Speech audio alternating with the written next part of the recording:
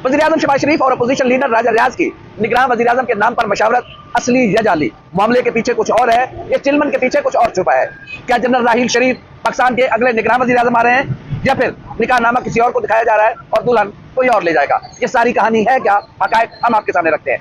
पाकिस्तान और दुनिया भर में देखने और सुनने वालों को उल्फत मुगल का सलाम। आप मेरा यूट्यूब चैनल और फेसबुक पे ही देख रहे हैं। निगरान वज़ीर-ए-आज़म की तैनाती के लिए वज़ीर-ए-आज़म पाकिस्तान जनाब शहबाज शरीफ साहब और अपोजिशन लीडर राजा रियाज साहब के दरमियान मशावरत का सिलसिला जारी है।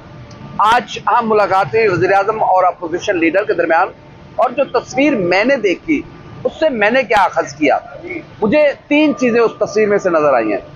सबसे पहले तो मुझे ये ड्रामा लगा है। दूसरा, मुझे लगा है कि शायद टाइम गेन किया जा रहा है और लोगों की आंखों में धूल झोंकने की कोशिश की जा रही है। तीसरा, मुझे कुछ संजीदगी नज़र आ रही है कि शायद इसके पीछे कोई कहानी है। ये 3 टॉपिक हैं, इस पर हम आपके सामने कुछ हक़ाइक़, कुछ पुरानी यादें, कुछ तज्ज़िया आपके सामने रखेंगे। देखें, पाकिस्तान के निज़ाम हुकूमत में या पाकिस्तान की जमहूरियत में निगरान हुकूमतें आकर इंतखाबात करवाती हैं और निगरान वज़ीर-ए-आज़म आईन पाकिस्तान के तहत जो नई तरामीम की गई उसके तहत वज़ीर-ए-आज़म और अपोजिशन लीडर की मशावरत से निगरान वज़ीर-ए-आज़म के नाम का फैसला किया जाता है। 3 दिन इन शख्सियात के पास होते हैं। अगर 3 दिन में वज़ीर-ए-आज़म और अपोजिशन लीडर फैसला नहीं कर सकते, मामला पार्लिमानी कमेटी में जाएगा।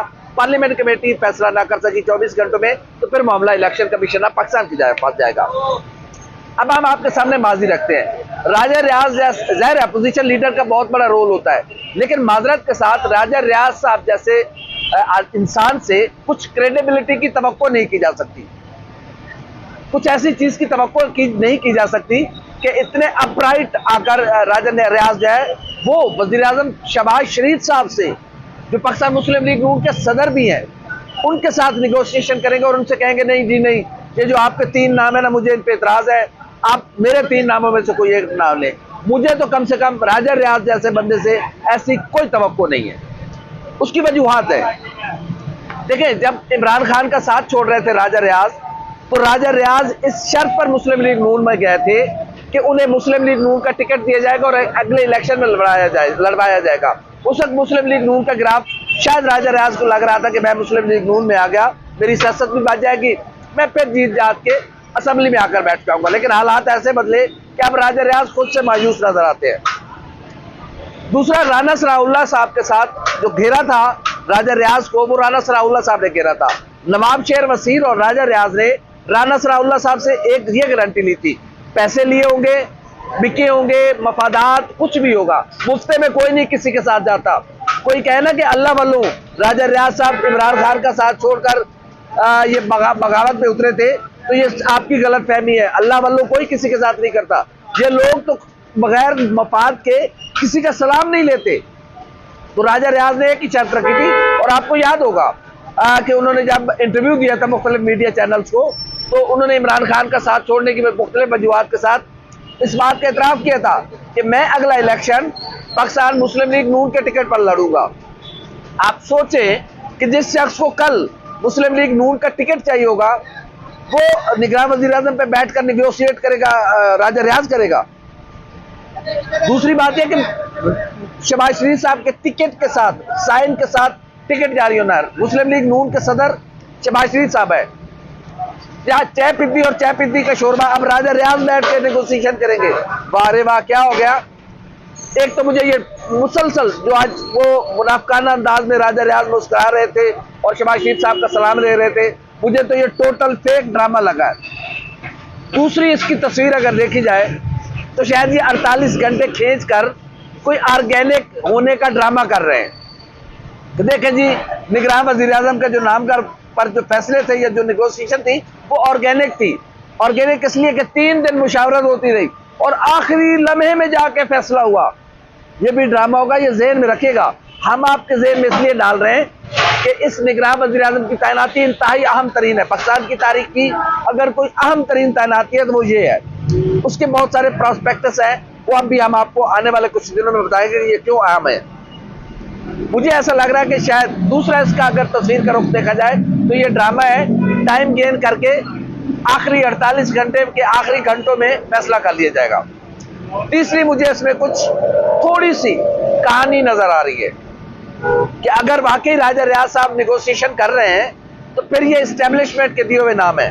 लेकिन मुझे नहीं लग रहा कि शहबाज शरीफ साहब एस्टेब्लिशमेंट के दिए हुए नामों पर एतराज करेंगे। शहबाज शरीफ साहब तो माशाल्लाह यस मैन, कमाल के आदमी, हमारे बड़े मेरा बहुत अच्छा ताल्लुक है, लेकिन शहबाज शरीफ साहब कमाल के इंसान है कि इस वक्त तक एस्टेब्लिशमेंट के लिए शहबाज शरीफ साहब से बेहतर पाकिस्तान में कोई एक इंसान नहीं है जो इतने जबरदस्त आदमी साबित हुए एस्टेब्लिशमेंट के लिए कि शहबाज शरीफ साहब मोस्ट फेवरेट है एस्टेब्लिशमेंट के। लेकिन अगर फिर कहीं पे थोड़ा सा मार्जिन देना चाहिए, देखिए अपनी गुफ्तगू को कहीं पे मार्जिन देना चाहिए। वो मार्जिन ये है कि इस वक्त 3 नाम सामने आए हैं जो अब तक सामने आ चुके हैं, जिनमें 2 नाम पाकिस्तान पीपल्स पार्टी के हैं, जिसमें साबिक चीफ जस्टिस ऑफ पाकिस्तान जनाब तसद्दुक हुसैन जिलानी साहब का नाम है। दूसरा नाम साबिक सेक्रेटरी खारजा और अमेरिका में पाकिस्तान के सफीर जनाब जलील अब्बास जिलानी का नाम लिया जा रहा है।